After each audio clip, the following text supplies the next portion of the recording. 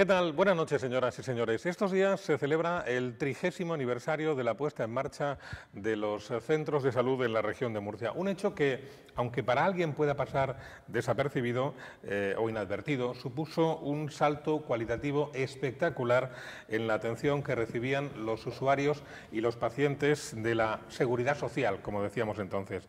¿Cuál ha sido el papel de los centros de salud en estas últimas 3 décadas? Pues han tenido un papel determinante, fundamental.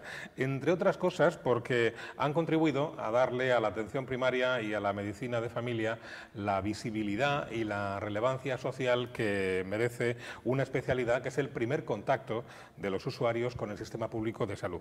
Además, hay que decir que con el paso de los años se ha ido ampliando la cartera de servicios que ofrecen los centros de salud, ha aumentado el número de horas de atención sanitaria, han habilitado servicios de urgencias, se ha incrementado notablemente el número de profesionales porque ha aumentado también la población, naturalmente, se han informatizado los centros, ha mejorado la comunicación, la relación entre la atención primaria y el resto de niveles asistenciales. En definitiva, la puesta en marcha de los centros de salud ha reportado innumerables mejoras a los profesionales de la salud y principalmente a los usuarios. Y dicho esto, hay que decir también que hay que seguir trabajando en el mismo sentido, es decir, hay que seguir mejorando la relación, las comunicaciones entre la atención primaria y la atención hospitalaria, hay que seguir desarrollando nuevas tecnologías que hagan la labor más fácil a los profesionales y más cómoda la atención a los usuarios. En fin, hay que seguir trabajando. Vamos a hablar hoy pues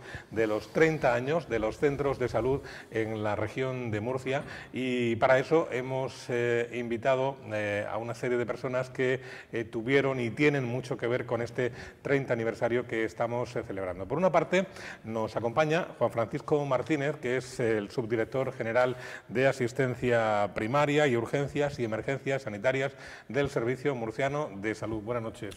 Buenas noches. También nos acompaña José María López, que es médico de familia, actualmente ejerce en la Comunidad Valenciana y fue director territorial del ya extinto, del ya desaparecido InSalud, que fue entonces el organismo que se encargó, que gestionó de alguna manera esta transformación. José María, buenas noches. Buenas noches. Está también con nosotros Juan Francisco Menárguez, que es médico de familia, ejerce actualmente en el Centro de Salud Jesús Marín de Molina de Segura. Buenas noches. Buenas noches, Pepe. Y nuestros dos colaboradores habituales, Juan de Dios González, buenas noches. Hola, buenas noches. Juan Enrique Bereñíguez. Buenas noches, Buenas noches.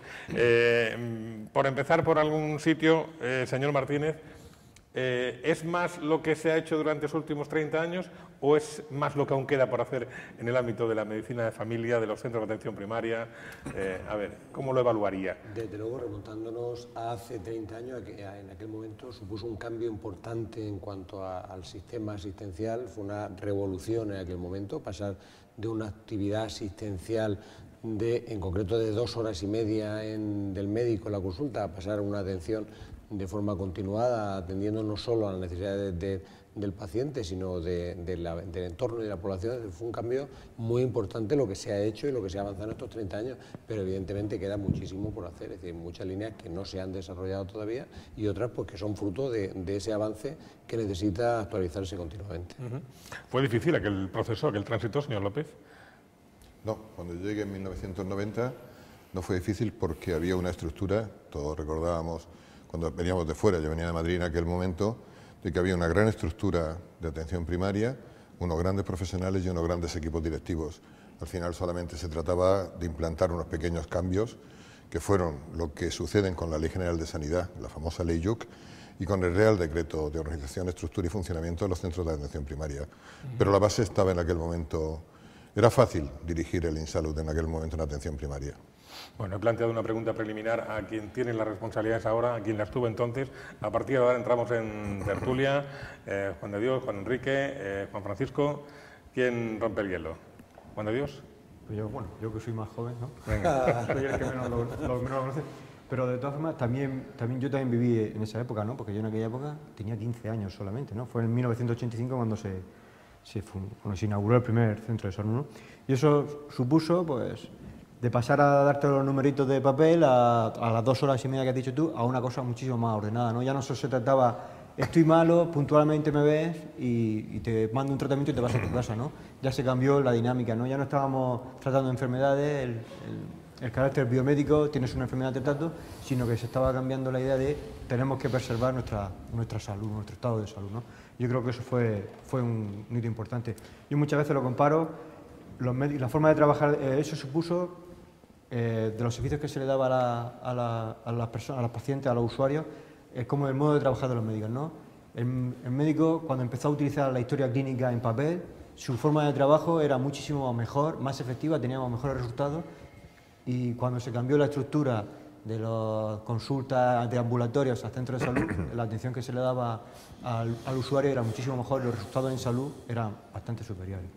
Y yo, bueno, Juan Enrique, que tiene mucha experiencia en esto... Claro, yo le quería preguntar a Juan Enrique precisamente por eso, bromas aparte, porque tendemos a olvidar muchas veces lo que nos ha ocurrido en el pasado reciente. Por ejemplo, por poner un ejemplo que nada tiene que ver con lo que estamos hablando, a veces se nos ha olvidado que hace 4 días no teníamos teléfonos móviles, pero hace 4 días. Claro. Ahora nos hemos acostumbrado.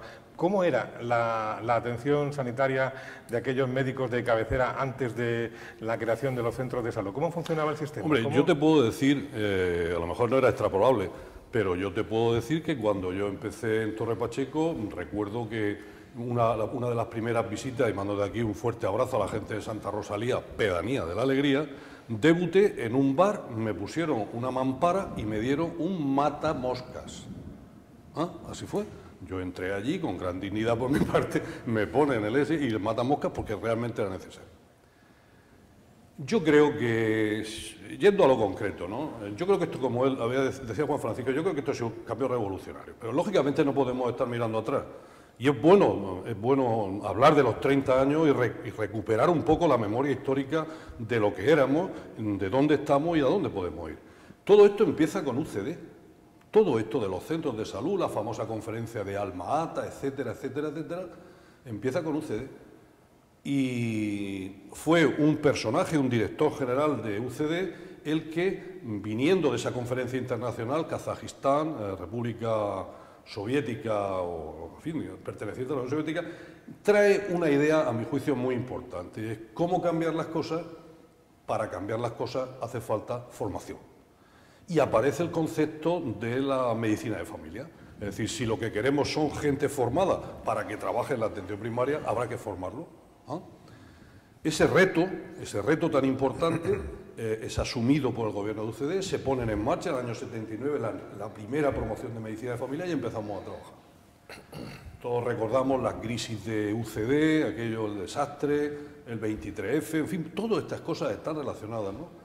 Hasta que se llega al triunfo socialista, que asume perfectamente el tema de la atención primaria, y es el Partido Socialista el que pone en marcha todo lo que es la infraestructura, es decir, unir modificación estructural, la aparición de los centros de salud como estructura física y reubicar en esos centros de salud a esos profesionales que estaban formados desde el año 79, 80, 81. ¿No?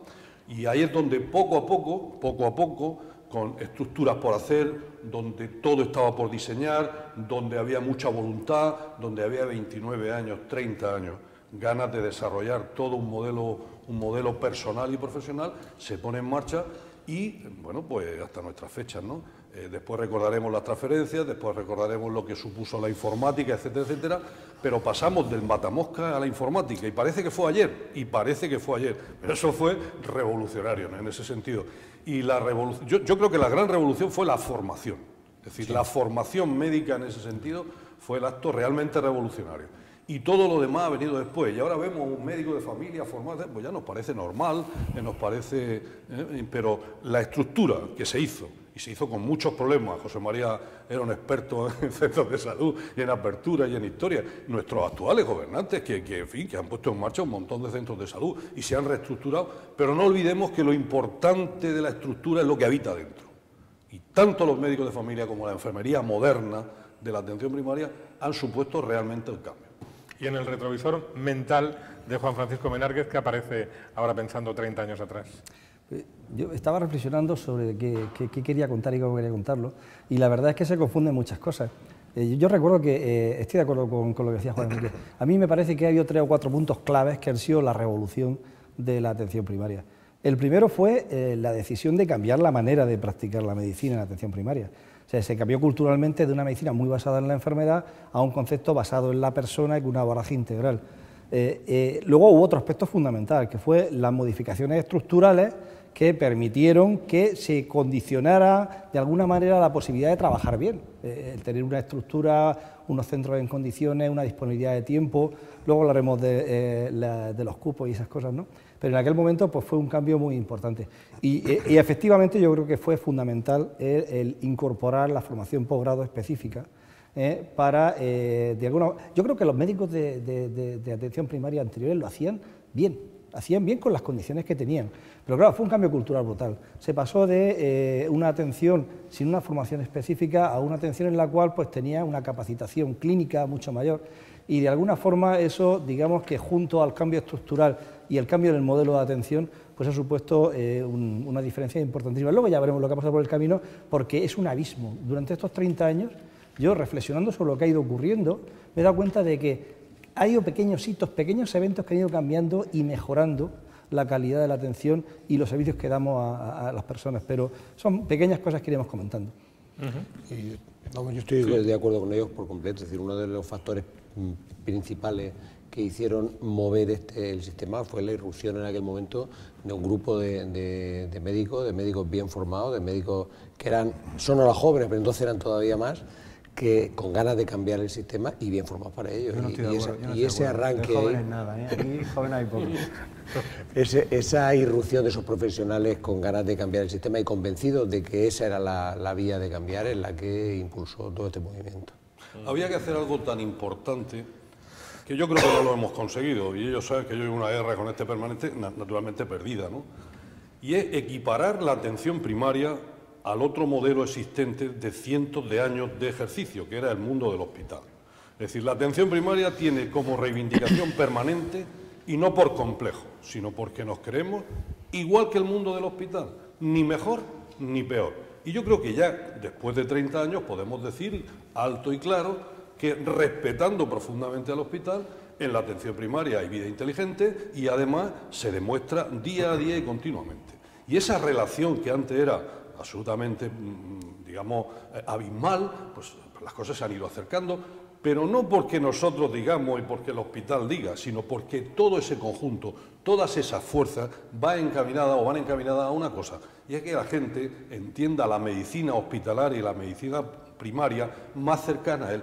En una palabra, de lo que se trata es de agilizar los temas para resolver problemas, no para que fulano es muy guapo y sabe mucho. Se trata fundamentalmente de eso.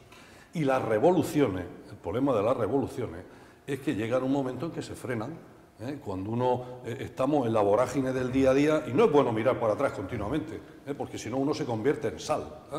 Pero de vez en cuando hay que hacer la reflexión de ver dónde venimos y qué es lo que queremos proyectar. Y yo creo que ahora os acordáis de los viejos partidos comunistas que cuando querían acusar a alguien le decían, este es revisionista, ¿os acordáis de aquello? Este es revisionista. Pues no, yo creo que hay que hacer crítica, yo creo que estamos en un momento crítico por muchas cosas que va a decir Juanfran y él y yo y todo, pero nuestro único sentido es que esa crítica se convierta no en la crítica, sino en una crítica para tener oportunidad de cambio y de mejora. Y yo creo que en eso estamos todos, ¿no? Yo voy a contar una cosa que me parece una anécdota interesante, y es que de alguna forma hemos cambiado la forma de entender la atención a las personas.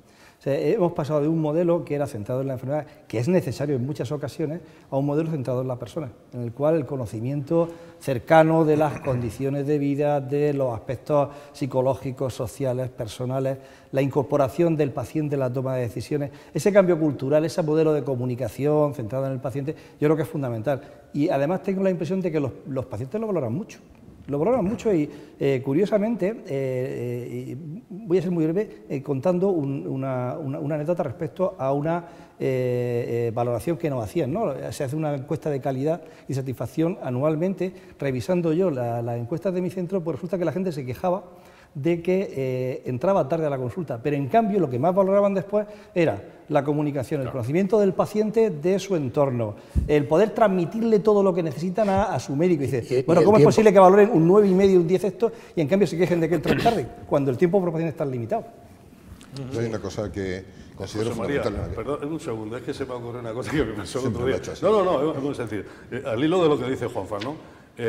Termina la consulta y yo por mi carácter pues me levanto y tal, abro la puerta para que salga el paciente y le digo, porque era amigo mío, le digo, ¿necesitas algo más, querido? Y se volvió y me dijo, textual, dijo, joder, cómo ha cambiado el seguro. Yo en aquel momento creo que al final había una serie de cosas que cambiaron todo fundamentalmente. La primera, la estructura. Yo a un creo que coincidimos muchos de los que estamos aquí, posiblemente el mejor gerente que ha habido de atención primaria en España, el doctor Esteban Granero. Le dije un día dándole un golpe a un centro de salud, Esteban, por muchos cambios que haya, si no quitan los centros de salud, al final este modelo se mantendrá. Estructura imprescindible, pero no suficiente. Después se planificó claramente qué es lo que queríamos hacer. La famosa cartera de servicio. A lo mejor el nombre no fue lo más adecuado, pero ahí se decía qué es lo que quería hacer con normas de cobertura, a cuánta gente se tenía que alcanzar. Por resumir un poco, a esa norma, a ese que queríamos hacer, se le pusieron números.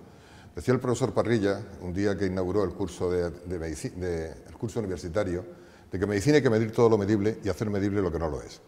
Entonces había que darle unas normas técnicas mínimas.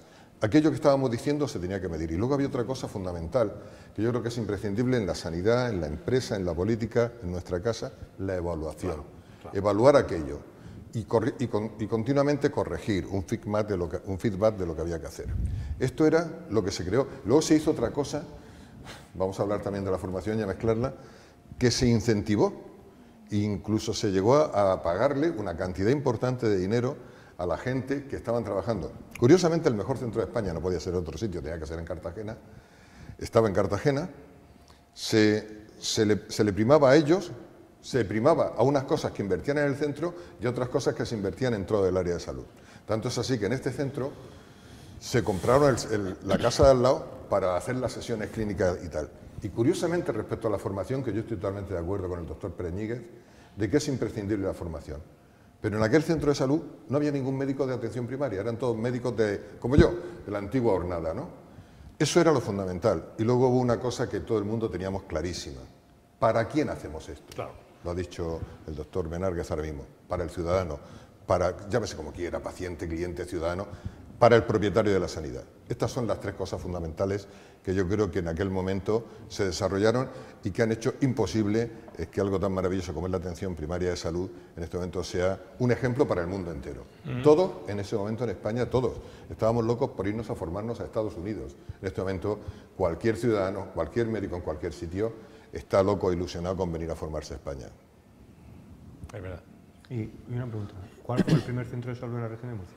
Bueno, no estoy división de opiniones, cada uno dice una cosa, pues vamos a dejarlo entre Molina, Cieza, Cartagena, Pacheco. Sí. Yo había leído que el de Cieza había leído yo. Bueno, no sé si es correcta la información. Yo creo que el ministro probablemente la diferencia sea en horas o en poco más de horas de uno a otro. Seguro. No, si sí, eso seguro. Hablando del mío, lo que sí puedo decir es que el mío fue el primer centro docente de la comunidad autónoma, eso sí. No, hay una anécdota magnífica del ministro Yu. Él venía de... No creo, yo he dicho antes de Cieza, pero yo creo que venía de Molina. Yo creo que venía de Molina. Entonces, en Molina, pues, lógicamente, el personal y las autoridades reivindicaron, pues, una cosa que empieza, reivindicaron las necesidades, las faltas, etcétera, etcétera, como corresponde, ¿no? Pues el hombre terminó allí, pues, seguramente daría la bendición, y salió, y entonces vino a Pacheco.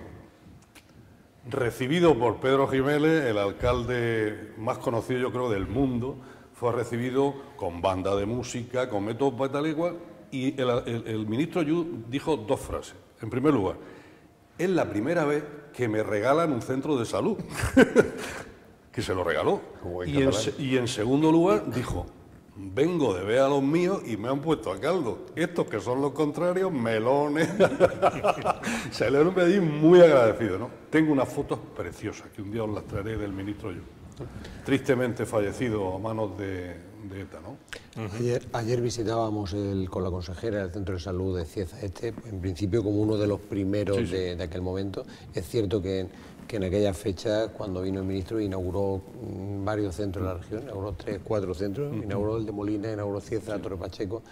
Y bueno, entre otras anécdotas, pues había macetas que viajaban de un centro de salud a otro, mientras él visitaba el segundo, pasaban del primero al tercero, íbamos cubriendo huecos, o iban cubriendo huecos en aquel momento, pero sí, broma aparte o anécdota aparte, es cierto que están todos más o menos esos centros a la pata. ¿Y esta iniciativa de la puesta en marcha de los centros de salud era algo que ocurría solamente en la comunidad murciana? No, eso fue una decisión nacional. Eso digo, las transferencias no existían todavía. Y recuerdo perfectamente, que en la propaganda, que me podía haber traído, porque lo tengo recortado en periódicos, la propaganda oficial era: en Murcia se abren 15 centros de salud. Se abrieron inicialmente 15 centros de salud y se ofertaron 50 plazas de medicina de familia.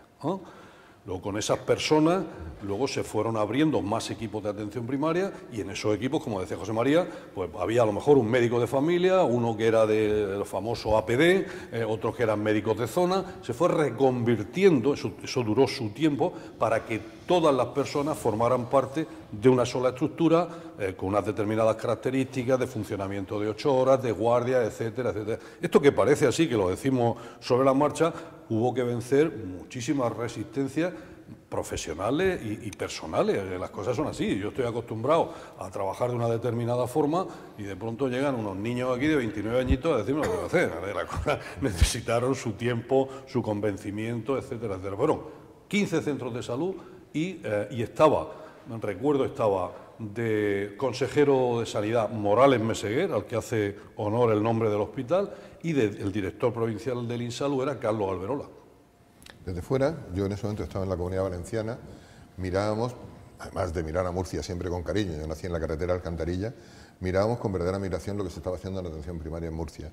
Y era un ejemplo que se trasladó, incluso por causas de amistad con los directores provinciales del INSALU en ese momento, Carlos Alberola y Antonio Luna, en Alicante, que son, yo creo, de los sitios donde más se desarrolló, pero yo estaba trabajando como médico en Altea, miramos con verdadero, pero con encanto, con un poco de envidia fisiológica y con admiración lo que se estaba haciendo aquí desde el INSALU, ¿no? Desde la dirección, porque una cosa es que se lo crea el director de atención primaria, pero que se lo crea un director provincial del INSALU, como bien decía el doctor Preñigues, que a veces estamos en la época, en los 4 años que yo estuve en Murcia, pues absorbidos por lo que es un hospital, presupuesto, personas, personalidades, profesores nuestros que han sido, y sin embargo el desarrollo de la primaria, yo sinceramente creo que junto con la creación de los hospitales de los años 60 o 70, el nuevo modelo de atención primaria, la formación que decía el doctor Preñigues, ha sido el gran cambio que ha hecho que mejore más la salud de los españoles, posiblemente en estos 30 años. Y luego, si me permite, probablemente por razones de añoranza, no de añoranza, yo lo viví así y lo tengo que contar así, ¿no? Hubo un momento que las direcciones, los directores, el director del INSALU, la gente que estábamos en la gerencia, etcétera, asumíamos nuestra propia responsabilidad como jefe. Yo recuerdo con mucho cariño una iniciativa tuya, porque hay que decirlo, eso fue tuyo, fue las famosas reuniones que hacíamos en Águilas, que a alguno le costó el cargo, las famosas reuniones de Águilas donde nos juntábamos de una forma, yo no sé si tú viniste a alguna, Juan Francisco, que era donde realmente se ponía en valor el esfuerzo, la necesidad y donde se diseñaba el futuro del año siguiente, ¿no? Donde se aunaban esa serie de criterios para definir a lo largo de un año. Son cosas que echo de menos y que yo sé que son perfectamente factibles, ¿no? El crear la sensación de grupo, de colectivo, ¿no? Yo creo que ahí estamos un poco excesivamente burocratizados, tal vez, ¿no? No lo sé. Fíjate que yo me acuerdo muy bien de aquello de las reuniones de Águilas, porque José María se acordará. Sí. Yo era una criaturica, yo soy más joven que esto. Muy poco. Era una criaturica y me invitaron a mí que me encontraba allí con todos los coordinadores y todos los jefes, con la residencia recién terminada, y me invitaron a hablar de calidad. ¿Te acuerdas, José María, que fue una cosa que entonces estaba empezando? Y recuerdo que ahí se creaba un caldo de cultivo de dinámicas de trabajo en equipo, de colaboración, de una atención mucho menos centrada en los intereses del profesional y mucho centrada en la persona. Me parece que fue una época que fue muy interesante porque se creó esa cultura de trabajo en equipo, de no tanta fragmentación, no tanto yo te ordeno y tú haces. Enfermería y médicos trabajaban de forma colaborativa y me parece que fue un cambio cultural muy importante. Y en relación con lo que decía antes, a mí sí me parece, además quiero reconocerlo explícitamente, que yo tengo la suerte de trabajar en un comité de ámbito nacional y trabajo con gente de otras comunidades autónomas.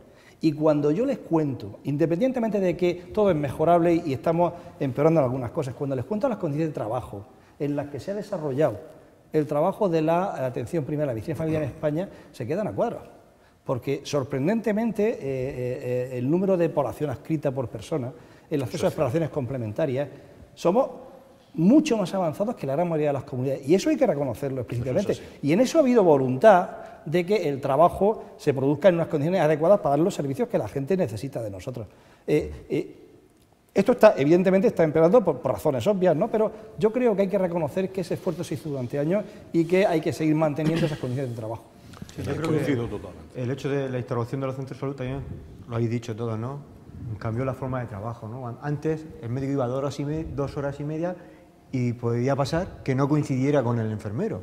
Que el enfermero fuera, a lo mejor, el médico por la mañana y el enfermero por la tarde, porque yo lo he vivido, o más tarde, con lo cual, esto del equipo de atención primaria de trabajar de manera conjunta, Que nada. no existía tal equipo. Efectivamente, claro. ¿no? Se ha logrado que el médico y el enfermero trabajen en la misma franja horaria y puedan compartir decisiones, toma de decisiones, etcétera. Yo creo que también coincidiría con el cambio de las cartillas y las tarjetas sanitarias. Eso fue después. Fue Eso fue después. después. Yo quiero lanzar una pregunta. Cuando empezaron los centros de salud, ¿cuál era el cupo? ¿Cuántas cartillas o tarjetas o usuarios tenía escrito el médico y cuántas tiene ahora? La media entonces, o sea, entonces era por tarjeta sanitaria por y cartilla, entonces la cartilla. cartilla, perdón. Escritas a mano. Más o menos eran unas 2.000 cartillas por médico y en cada cartilla podía haber 1 o 2, lo habitual es que hubiera una media de 4 personas adscritas en la tarjeta. Es decir, Pero ahora estamos en una media de 1.700 o así. 1.500. una media, ¿cuándo, perdón? Las ¿Ahora? los cupos de ahora de cada uno. Él está hablando de que en aquella No, época. en aquella era época por podían llegar a cartilla. ser hasta 8.000. 8.000. Sí, 8.000, 2.000 Unas 2.000 cartillas. cartillas y una media de 4 por Y cartilla. estamos Estaba diciendo que un alto. cupo óptimo donde se puede hacer un buen trabajo son de 1.500 personas, en aquella época se trabajaba con 8.000 personas. Sí. Pero además hay una cosa que era importante, ten en cuenta que en aquel momento se cobraba por cartilla. Claro. Sí, bueno, Entonces ahora ya no. hay médicos, yo recuerdo algunos casos de pelearse a muerte porque llegaba otro médico joven y aquello le podía quitar, le podía quitar el pan de sus hijos, porque al final cobraban por esto y cobraban mucho menos. Yo recuerdo lo de Águilas con verdadero cariño. Hay una enfermera, se llama Patricia Moreno, que está en cargo de dirección actualmente, que le llamaba Águilas Ata, aquello de alma ata, ¿no? Y es verdad, porque ahí se hicieron el primer trabajo, Pereñíguez, ¿te acuerdas? Que fue presentar la dirección territorial del INSALUD, presentar el director económico, el interventor, actualmente en cargos importantes, Juan, en cargos importantes en la Dirección Provincial de Trabajo, ¿no? La directora de personal, el subdirector, que era un inspector de gestión sanitaria, el decir qué es lo que queríamos hacer a la gente de primaria, a los coordinadores, a los equipos directivos, encontrar aquello. Yo después les pregunté a algunos si habían visto alguna vez en su vida un director provincial, me dijeron que nunca. No te digo nada, un interventor. Saben que era un payo, por no decir otra cosa, que de vez en cuando les quitaba alguna cantidad de cosas. Y vieron que esta persona era un encanto, sigue siendo un encanto, ya digo, soy el director territorial en este momento Yo creo de que trabajo. el esfuerzo lo apuntaba Juanfran y después nuestro subdirector, fue pasar a ratios razonables para poder andar. Ahí se hizo un esfuerzo tremendo, lo mismo que se hizo un esfuerzo tremendo en la informática, que ahora nos quejaremos amargamente, etcétera, etcétera. Pero claro, que un profesional en la región de Murcia tenga una media, hay quien tendrá más y quien tendrá menos, de 1.500, 1.400, 1.600 personas, eso da margen para poder, a mi juicio, hacer muchas más cosas. Yo personalmente, y veo lo que veo a mi alrededor, ya de más cosas, cuando fui directivo tenía una visión un poco más amplia, pero yo, de verdad, no es hablar por... Yo veo que el trabajo profesional que hacen los médicos de atención primaria es muy bueno, y además es muy bueno reconocido por la gente. Y eso es lo que muchas veces no nos deja tener la suficiente libertad para ser más exigentes en nuestras reivindicaciones. Es decir, la gente está bien atendida, con eso tenemos bastante. Pues no, porque nosotros, como decía Juanfran, somos médicos de familia y necesitamos tiempo para trabajar con la familia y necesitamos tiempo para trabajar en la comunidad, medicina de familia y comunitaria, ¿no? Entonces yo creo que nos movemos ahí. Es decir, el esfuerzo que se ha hecho en el trabajo individual y, si me quieres, con la familia, ha sido bueno. Y esto supone, claro, una inversión económica que todo el mundo puede entender, porque son profesionales de primer nivel 24 de la administración autonómica, etcétera, etcétera, que tienen unos monumentos, etcétera. Lo mismo que cuando ha llegado la crisis, el otro día reconocía la propia consejera que quien ha aguantado este chaparrón fundamentalmente han sido los médicos, con el mantenimiento salarial. Claro, las cosas son así, ¿no? Entonces yo creo que el reconocimiento hacia los médicos de familia y al esfuerzo que las distintas administraciones han hecho en el tema de personal, yo creo que... Creo que antes de empezar de futuro hay que hablar de una cosa importante. Sí. Cuando en aquel momento hablábamos de investigación nos creíamos que era Oxford, Harvard y no sé cuántas cosas. Y cuando se empezó a hablar de investigación en atención primaria y se crearon las unidades clínico-epidemiológicas y salían trabajos, claro, ahí era imprescindible la formación de los profesionales. Sí, estoy de acuerdo con el doctor Pereñíguez como en muchas cosas, ¿no? Nos hemos pasado media vida discutiendo y la otra media queriéndonos. O sea, yo creo que hay que quererse, hay que discutir para quererse, ¿no? Pero en aquel momento la investigación yo considero que fue un cambio trascendental también en la manera de entender, en la manera, y la unidad docente en la manera de entender la atención primaria de salud. Vamos a hacer una pausa publicitaria muy breve y enseguida vamos con la segunda parte o recta final casi ya de este tiempo de tertulia que hoy en Encantados de Cuidarte estamos dedicando a los 30 años de la creación de los centros de salud en la región de Murcia.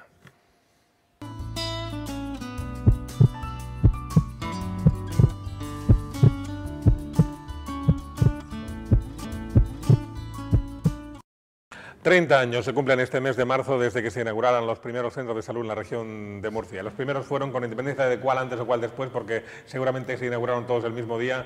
Cieza, Molina de Segura, Torre Pacheco y alguno más abrieron sus puertas y cómo han transformado la atención primaria en la región de Murcia, según nos están contando de primera mano quienes desde un puesto u otro vivieron este momento. Yo le preguntaría, ahora 15 años después, le preguntaría a Juan Francisco Martínez, como su director general de asistencia de atención primaria y asistencia sanitaria, le preguntaría qué temas, a día de hoy martes que estamos grabando este programa, qué temas tiene usted en su mesa de trabajo son referentes a la atención primaria, a los consultorios, a los centros de salud, qué reivindicaciones, qué problemas, qué asuntos pendientes, quizá atascados por falta de presupuesto, no lo sé. ¿Qué temas tiene ahora sobre su mesa de trabajo? Pues hoy, 30 años después. Hace un mes que terminamos de desplegar la receta electrónica en la atención primaria. Hemos sido una de las comunidades autónomas que hemos ido a la cola en implantar esa receta electrónica. Se ha podido hacer de forma rápida porque lo hemos desplegado en toda la región desde primeros del mes de noviembre, finales de octubre, hasta mitad de febrero, gracias a la implicación de los profesionales que lo han sufrido, porque todo cambio con sus altibajos pues cuesta trabajo iniciarlo. Hace un mes, como digo, que hemos terminado implantándolo en toda la región. Es un tema que seguimos de forma preferente todavía porque queremos ver que efectivamente no dé ningún problema y funcione como lo hemos previsto. Estamos desplegando a día de hoy la consulta telemática para que el paciente desde su domicilio a través de vía internet, a través de un correo electrónico, pueda contactar con su médico de familia para todos aquellos actos que no sean presenciales. Estamos trabajando muy de la mano con nuestros servicios informáticos para integrar de verdad, de forma definitiva, todas las interconsultas desde primaria y el hospital, que todavía el trabajar con dos sistemas operativos, con dos entornos distintos, pues genera muchos problemas. En todo eso estamos trabajando a día de hoy. Estaba pensando, mientras lo contaba, que si al doctor Pereñíguez, allí en el bar ese de Santa Rosalía con el matamoscas, le llegan a decir hace 30 años lo de la consulta telemática y tal, se toma un golpe en el bar y se va corriendo. Claro. Sí. Nosotros hemos tenido compañeros trabajando en las pedanías pequeñitas, pasaba eso, es decir, lo primero era que venga el médico y después, y cuando llega el médico, decía, ¿dónde lo ponemos? Es decir, tengo compañeros trabajando en Fuente Álamo dentro del bar en lo que era la cabina de teléfono. Cuando llegaba algún vecino de bar por teléfono tenía que salirse el médico de la consulta. No, pero yo con Juan Francisco, yo creo que aparte de los hitos que hemos contado, fue en el año 96 cuando se empezó a informatizar esto, con todos los problemas que hubo. Yo recuerdo que lo primero que hicimos era cabrearnos, porque no hablábamos con la gente, estábamos mirando la máquina, pero ahora ya lo hemos ido ganando, lo hemos ido superando. Ahora ya no sabemos trabajar sin informática, pero no por nada, sino porque es un instrumento magnífico para controlar a los pacientes, para llevarlos bien, para saber lo que toman, etcétera, etcétera, etcétera. Y yo coincido con él que ha sido un logro importante y muy deseado por los profesionales el tema de la receta electrónica, que aquí hemos hablado varias veces, y yo creo que se está implantando, ¿no, Juan Fran?, sin ningún problema y de una forma muy asumida por la gente, aunque el personal todavía piensa que es que hacemos esto para no verlo, y eso es un error, ¿no? Para no verlos, para hacerles recetas, porque la tienen que tomar durante un año, ¿no? Entonces yo creo que por ahí va el tema muy interesante. Y yo creo que falta un paso más, y yo creo que está en el ánimo vuestro, y es que de alguna forma haya un cambio de mentalidad, a mi juicio. Yo sé que esto es difícil y esto necesita tiempo, pero bueno, es lo de siempre, gota a gota, la gota malaya, es que las necesidades las tiene la gente y las tiene el médico de atención primaria. Y no es yo soy el mundo y el centro del mundo, sino el resto de compañeros tienen que pensar que el mundo central es el individuo, la familia, y después los médicos de familia somos los traductores de todo el sistema sanitario. Es decir, que de alguna forma el sistema debe girar y terminar con el hospitalocentrismo que se decía antes, y ahora debería de ser la atención primaria centralista, pero no por nada, sino porque todo ese conjunto de informes y de información debería de integrarse en la atención primaria y generar una sola historia, que es la historia clínica del paciente en la atención primaria. Sí, hay una cosa que quiero retomar de lo que ha dicho José María, que me parece muy importante, y es el papel que ha jugado la incorporación de la docencia y la investigación a la medicina de familia. Creo que es algo que yo creo que no son conscientes muchas veces las personas de cómo eso repercute en su salud, ese cambio cultural, ese espíritu autocrítico, esa necesidad de hacer las cosas mejor, de volvernos mucho más autoexigentes para hacer muy bien las cosas en función de las necesidades de la gente, son fundamentales. Y yo creo que esto ha cambiado radicalmente. Ahora mismo hay muchos doctores dentro de la atención primaria, se dirigen tesis doctorales. Por cierto, al año que viene se incorpora la medicina de familia como asignatura oficial troncal en sexto de medicina en el currículum de la Facultad de Murcia. Aquí estamos dos que somos profesores y que queremos que se haga bien. Porque uno de los grandes problemas es que la visibilidad que ha tenido para los estudiantes de medicina, la medicina de familia ha sido muy limitada, porque no la conocían y porque tenían la visión que se le ofrecía muchas veces desde el hospital de una medicina de segunda, menos cualificada, y que consideramos que es muy importante, ya hablaremos alguna vez de este tema, consideramos que es imprescindible que esa entrada masiva de los estudiantes en la medicina de familia se haga de forma correcta y no de forma un poco, con perdón, chapucera, no a la ligera y no permitiendo que tenga una visión real y objetiva de lo que es la medicina de familia. Pepe, es lo que, ahondando y termino las palabras de Juan Francisco, lo hemos hablado muchas veces y con Juan Fernández y con todo el mundo, vamos con la bandera y la bandera ya está agujereada, vamos como los de americanos, ¿no? Como los del sur. Si el 42% de los médicos que salen de la facultad, más tarde o más temprano, van a ser médicos de familia, que no haya una asignatura en la universidad que se llame como tal, no un rotatorio de atención primaria, que la gente haga práctica en la atención primaria y que vean otra forma de ejercer la medicina, sino que no haya una asignatura real que se llame la medicina de familia con sus contenidos teóricos clásicos, no hay por dónde cogerlo. Y vamos a ver, yo confío plenamente en nuestra universidad, en nuestra facultad de medicina y en nuestras autoridades. Hay que hacer lo posible porque tengamos una asignatura que sea la medicina de familia en la región de Murcia, en la Universidad de Murcia. La universidad privada ya en su programa ya lo tiene. Esperemos que las autoridades entiendan que en la universidad pública debe de existir esa asignatura que da respuesta a una necesidad como la que he apuntado, ¿no? Es decir, yo creo que tenemos que estar con todos los condicionamientos teóricos y el día de mañana que haya profesores titulares y catedráticos en atención primaria y en medicina de familia. Bueno, Dios. Bueno, José María, lo mismo. O sea, a mí hay dos cosas. Una de la informática, estoy totalmente de acuerdo con ello, pero creo que se tiene que desarrollar. A mí un día me dijo una paciente y me hizo ponerme rojo. No entender mal esta palabra. Me hizo ponerme rojo porque me dijo, yo antes tenía un médico que me miraba a los ojos y me sonreía. Porque nosotros metimos la pantalla, ¿no? Entonces yo intento poner la pantalla para verlo. Y dos, el futuro de la atención primaria. No quiero dar lecciones a nadie, ¿eh? Quiero dar solamente una opinión que la aprendió fundamentalmente en dos grandes conferencias dictadas por el doctor Barranco y otra tercera dictada por el doctor Granero, Esteban Granero, en la Academia de Medicina. A la atención primaria se le tiene que dar un presupuesto y que lo administre. Y la atención primaria tiene que decidir dónde van sus enfermos, porque en ese día os aseguro que se acabarán las listas del PERA. Porque queremos lo mejor para nuestros pacientes y si podemos elegir entre la Risaca, el Morales, los grandes hospitales que hay en Murcia, ¿no? Entonces nos criamos aquí con el hospital provincial. Si tiene un presupuesto que puede administrar el acceso a las nuevas tecnologías que tienen los médicos de atención primaria, va a facilitar diagnósticos y cuando llegan al hospital van a ir con yo creo que una sensibilidad y una especificidad en el diagnóstico verdaderamente impresionante. Presupuesto al equipo de atención primaria y que lo administre y, por supuesto, con responsabilidad de su ejecución, indudable, y la elección de que sus pacientes irán donde mejor tratados sean posteriormente. Estoy seguro que eso cambia la primaria, la especializada y mejora una de las asignaturas que hemos tenido pendientes toda nuestra vida, ¿no? La formación continuada y la relación primaria especializada. Si es de verdad el mecanismo de entrada al sistema. Si es fundamentalmente capital la atención primaria, que decidan. Y estoy seguro que si decide la atención primaria lo hará bien, porque estoy seguro que los hospitales también lo están haciendo bien. Juan de Dios, y ya casi vamos terminando. Yo, al hilo de lo que decía José María, ¿no? Estamos hablando de las asignaturas pendientes ahora mismo en lo que es en la atención primaria, en la formación de los centros de salud. Yo creo que queda dos asignaturas importantes. Una cartera de servicios común, o sea, que todos los centros de salud o cualquier paciente, independientemente de donde viva, de a qué centro de salud pertenezca, debe recibir los mismos servicios, ¿no? Que no dependa de la voluntad o de la iniciativa particular de un médico, de un enfermero, que, bueno, pues yo me gusta esto, voy a aplicarlo en mi centro de salud o en mi consulta, ¿no? Yo creo que esa es la asignatura pendiente importante. Y la segunda ya a nivel general, bueno, pues hace 30 años estábamos gestionando enfermos, luego estamos pasando a gestionar personas con factores de riesgo.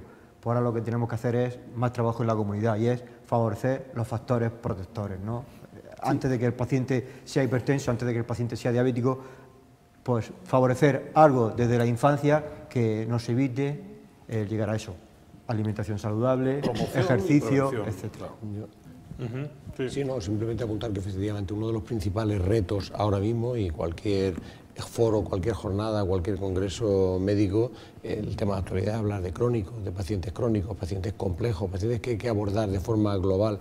Y para eso es inevitable contar con la primaria, eso se tiene que hacer en atención primaria, no puede verse porque no está diseñado nuestro sistema para hacer una atención de otro modo. Hay una frase que hemos oído miles de veces y me quedo corto, y es la de que la primaria es la entrada del sistema. Yo llevo muchos años diciendo que no, es decir, la primaria no es la puerta de entrada, la primaria es la casa donde vive el paciente vive todo el año en atención primaria. Es decir, únicamente cuando esos periodos de 2, 3, 4, 15 días que está ingresado en el hospital es cuando está fuera, pero vive habitualmente en la primaria. La atención primaria tiene la gran ventaja de que sigue al paciente en su contexto, en su entorno familiar, y lo sigue de forma longitudinal durante toda su vida. Es decir, es ahí donde hay que, por supuesto, aplicar los cuidados y los tratamientos, pero además aplicar las medidas preventivas que decía Juan de Dios. Es decir, es ahí en la atención primaria y tenemos que pivotarlo, toda esa gestión de crónicos, todos esos pacientes desde la atención primaria. A mí me parece que es un final excelente.